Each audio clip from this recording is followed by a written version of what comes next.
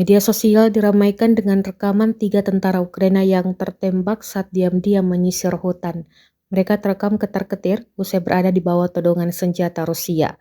Mereka merasakan tatapan tajam melalui optik dan bergegas lari, namun tetap saja berakhir tewas di tangan penembak jitu Rusia.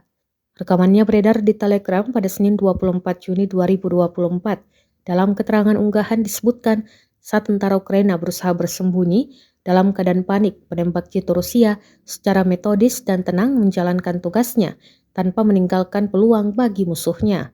3 tentara yang ketar-ketir berakhir tertembak dan tewas di tempat. Rekamannya pun telah menuai berbagai komentar dari warganet.